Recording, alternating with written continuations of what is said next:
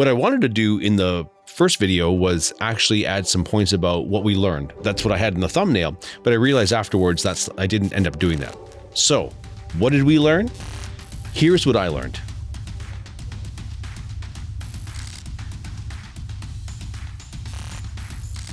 I learned that no one is happy, not at least on this panel that we saw.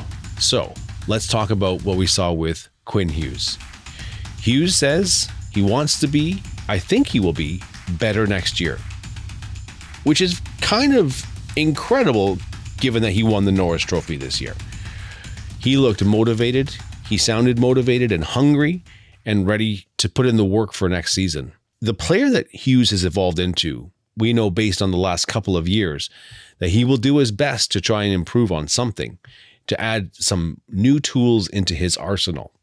It's just what we've seen the last few years since he's come into the league and been with the Canucks all this time.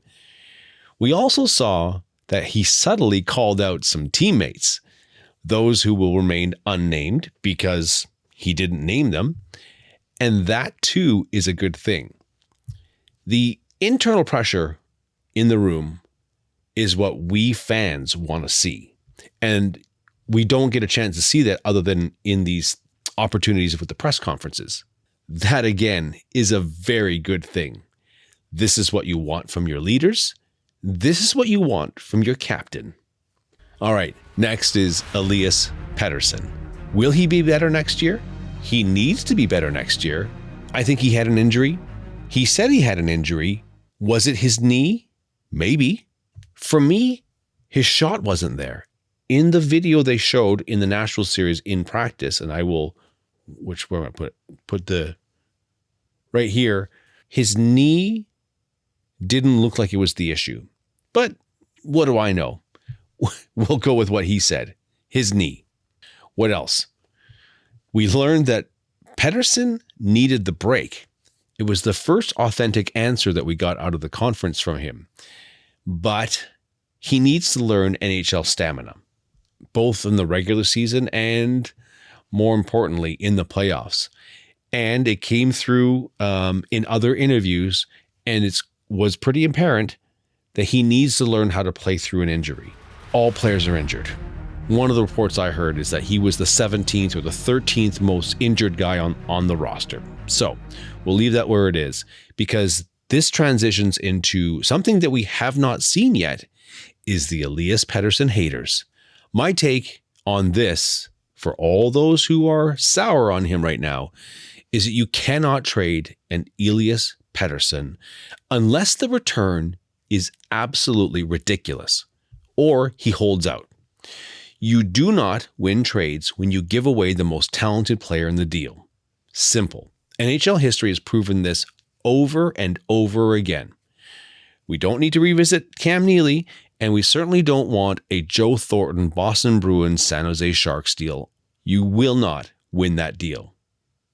Maybe, small chance, but most likely you won't win that deal.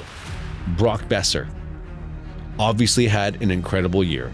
We learned that he was super bummed to have missed Game 7. I think we all were, against Edmonton, that he wasn't able to play.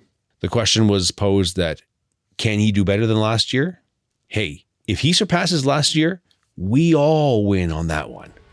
And lastly, Casey DeSmith. We learned that something popped in his leg. That is not good. Overall, I felt bad for him not being able to start in Game 3 after a very nice season and backing up Thatcher Demko.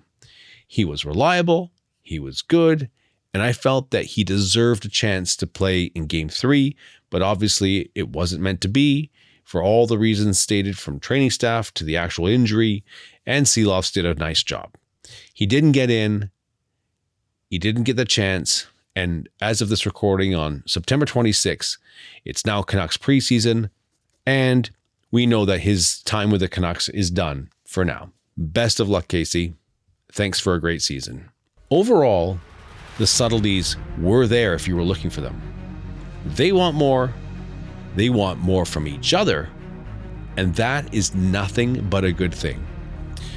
So that's it for this quick video. Thanks for watching. I greatly appreciate your time. And hey, There is only one goal. Let's win that damn cup. Please.